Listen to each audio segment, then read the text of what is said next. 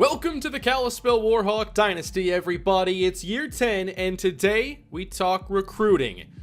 This season, the Kalispell Warhawks are 5-0 after coming off a second consecutive national championship winning season.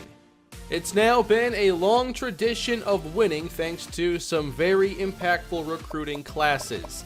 We've had a lot of luck over the years and a lot of great players come through this team as the Warhawks have continued to stay dominant. Each year brings in some different recruiting challenges with what you need to go get and how much of it is required. This season, we're going to lose a lot of offense after this year is over. Some of our best offensive players are seniors, including senior quarterback Brandon Warren, who's been starting here now for quite some time. He's put together a remarkable career. We've been very successful with him, but he will not be the quarterback of this team moving forward.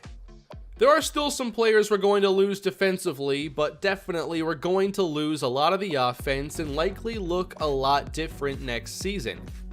There was also some talk about this in the comments last episode, and one thing I want to do moving forward now to kind of add a little bit of difficulty to the series is I'm no longer going to negotiate with anybody that wants to leave for the draft. During the offseason, I said that I would try to keep players here if they were projected to go on maybe day 3 of the draft, one of the later rounds. But I mean, you see this now in college football. Players declare. There are more players declaring than the first 3 rounds can even possibly hold. So guys who declare early routinely go on day 3 or go undrafted. So I'm going to let that be a part of our series now. With that being said, it's time to talk recruiting, and Blackjack has returned this season with another group of prospects, many of which he wants to share with us today. And afterwards, we'll go through what's happened so far in recruiting, and yes, there's a lot to talk about. We already have a great start to this recruiting class, and I can't wait to share with you the players that will be Warhawks next season. So I'll send this over to Blackjack now, and then I'll join you again here in just a little bit. Glad to be back here on the recruiting trail for the 10th season of Kalispell football and the now 2-time national champion Warhawks. It has been a pleasure every single time that I've done this.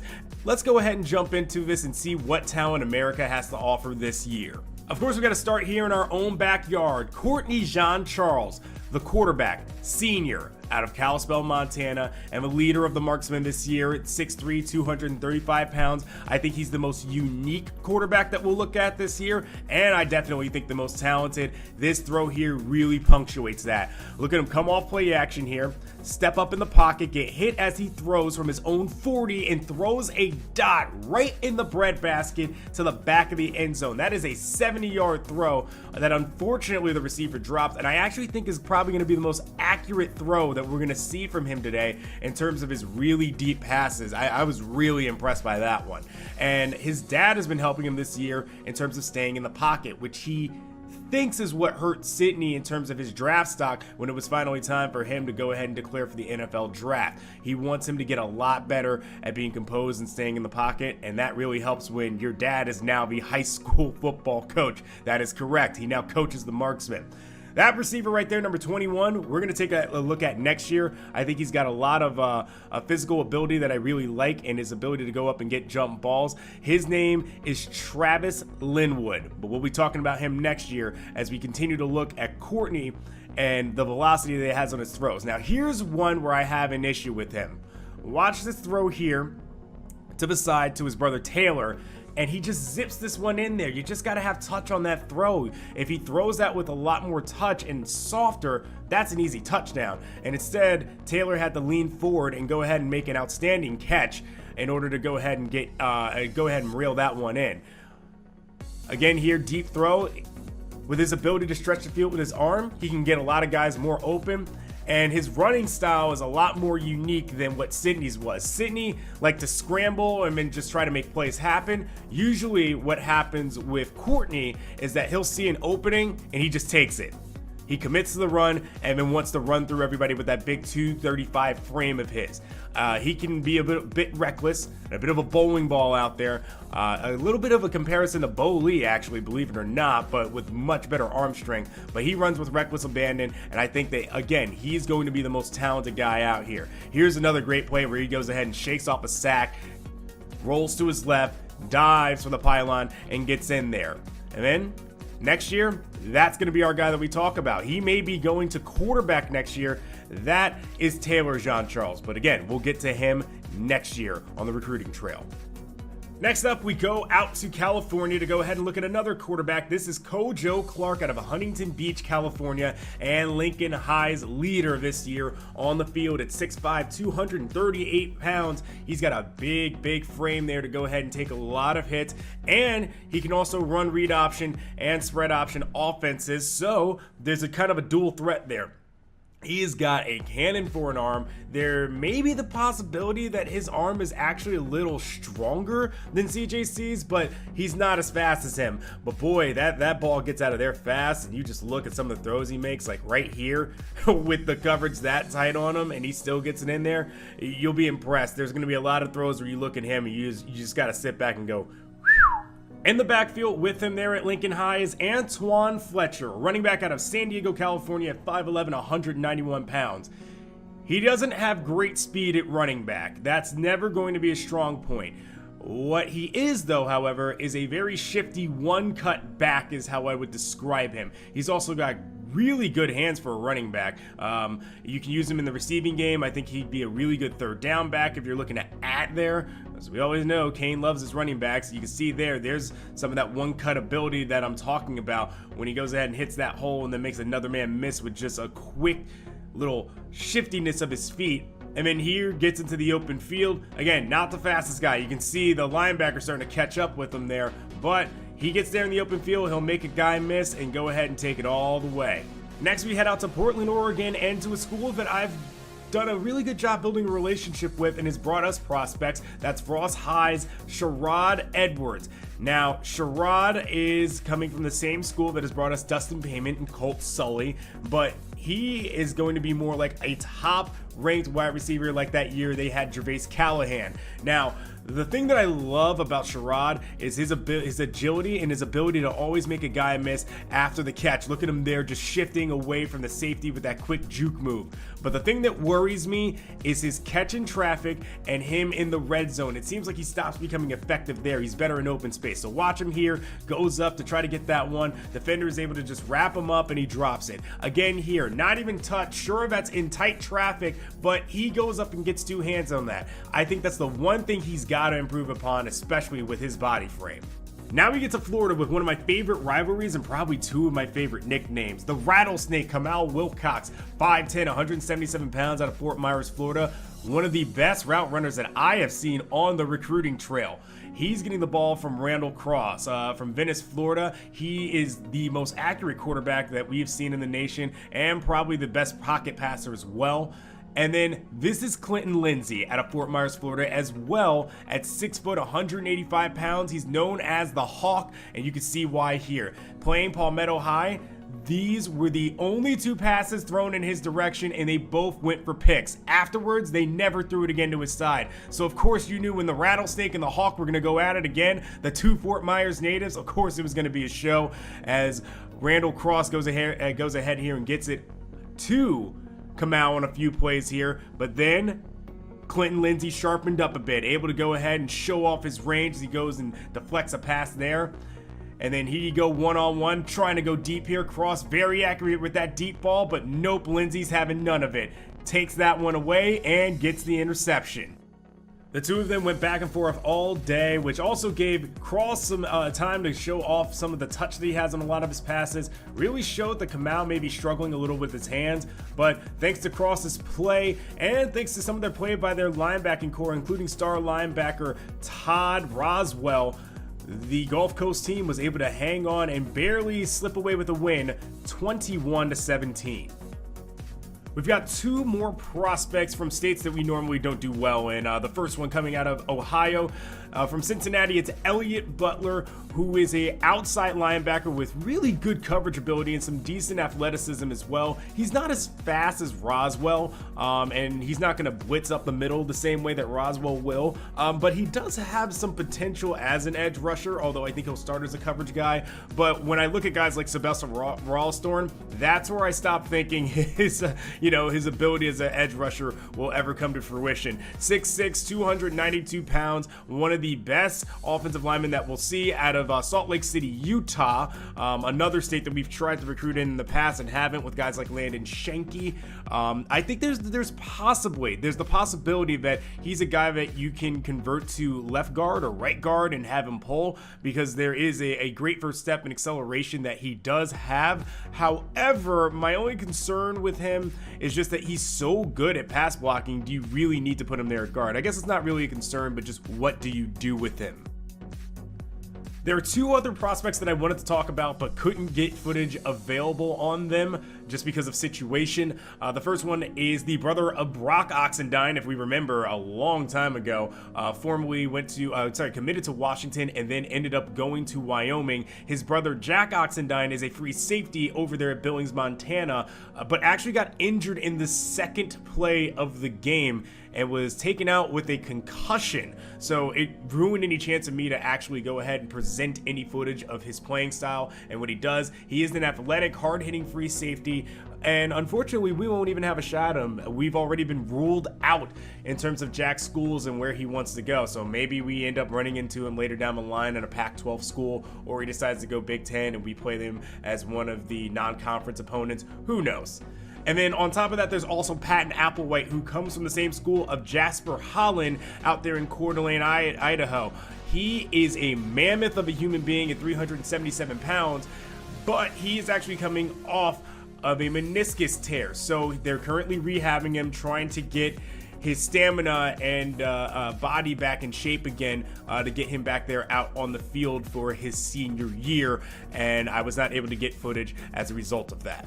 But that'll do it this year for recruiting. Thank you again, Kane, for giving me the time to spotlight a few of the prospects that we'll be looking at this year. I look forward to doing this again, as I do every season. Thank you, Blackjack, for continuing to help support this series now as we are in the 10th season with more Kalispell football yet to come. This will be the longest dynasty that I've ever done, and next season will be year 11. Let's meet some of those players that'll take us into year 11. We had to go after a big-time prospect this year to help out the future of the offense. Sherrod Edwards is our best offensive commit to this point. He's a wide receiver. Blackjack showed a lot of clips of him. He's 6'2", 181. And Edwards is going to maybe be our number one receiver as early as next season. We're going to lose Carl Joyce. We're going to lose Justin Payne, and we're going to need someone who can deliver big plays, and that's what Edwards does. Now, we also saw in the recruiting clips that he doesn't have the best catching. His hands are not perfect, so his catch in traffic is going to be one of those things we have to scheme around, and that's more in Antoine Knightley's wheelhouse. Edwards has great speed, but he's still a work in progress. He is a raw receiver. I think he'll need a couple years to reach his ceiling with his route running at 70, a pretty poor release off the line, and the poor catch in traffic. But as a return guy with speed who can make big plays, he can definitely do that. And he's very elusive after the catch. He has a running back skill set at receiver. We're set to lose our defensive captain, Chris Baker, next season. Meet his potential replacement, Elliott Red, the number 2 ranked free safety in this entire class. And once I knew Stanford was a part of this battle, I knew we had to get this over and done with. Elliott Red is a 6'5", 214-pound safety. And get this, everybody, 97 speed. Remember Jamie Alexander, who I missed out on a few years ago when we saw him play for LSU? Elliott Red, I think, compares pretty well to him with the elite size and speed. Red is a better run stopper than cover safety, but I think in time he's going to be a very complete player and a potential game changer at the position. Those were the two best players we've gotten so far, but they're not the only impressive ones that can make an early impact. Rayshawn McNeil is an outside linebacker I'm really excited about. He is 6'3", 208 pounds, and it's a rare success for us in the state of Ohio. Kalispell was a perfect fit for McNeil, and when you look at his skill set, he doesn't have the top flight speed that you look for, but he can rush the passer. He does have some cover skills. I think he'll be a better run defender than pass coverage guy, but I think that he's a versatile player that I'll definitely be able to find a role for. There's also Matt Armstrong from Virginia, 75 overall, 3-star player. Again, we were a perfect fit for him. We do have some linebackers who are graduating soon, so it's going to get a little bit easier for these young guys to get playing time. Armstrong has a very high ceiling. He has good speed, excellent in coverage. I think his run stopping is more than capable, so he has a chance to be a 3-down linebacker in the mold of someone like Xavier Bozeman. It's been a busy start with insta commits and some very fortunate battles for us, so those are the top players other than Allen Johnson. We still have one more high overall player to talk about today. Johnson is a defensive tackle, and I think that we need to work on building up some depth there for the future, and we started that by getting Bill Long a year ago. Johnson does have good strength. He can rush the passer. His block shed is high. After a couple years, I think he'll be a starting caliber player. Another player we got, Nick McClellan from Mississippi. He is an inside interior lineman. He'll play guard with good run blocking ability, but I don't project him as somebody who will start very early, maybe as a junior or senior. And finally, an athlete out of California, Matt Reddick, who is 6'5", 216. Matt Reddick could play quarterback. However, he doesn't have a very strong or accurate arm. He does have the speed to be very effective at the position, and obviously I love running a lot of option and having a mobile quarterback, but I don't want Reddick to actually be a quarterback for us. But I think for us, where Reddick fits best is actually going to be at running back. He's 6'5", and rarely do you ever see running backs that tall, but his speed and acceleration all are a match here. He has elusive skills. He can also run for a bit of power. His hands, I don't think, are good enough to play receiver, so we have an interesting player. We'll see where he ends up, but I think that running back will be his home. Those are the players we have so far. We're obviously not finished, but it's already a wonderful start. But let's go through some of the players that Blackjack shared with us that will not be coming to Kalispell. I did try to recruit Courtney John Charles, but another John Charles quarterback will be going elsewhere. We're going to see him at some point, though, as he's headed to Oregon State. I tried, you can see. We lost by about 2,500 points. Oregon State was just his top school. Courtney John Charles has a very strong arm. His accuracy is adequate, but could use some work.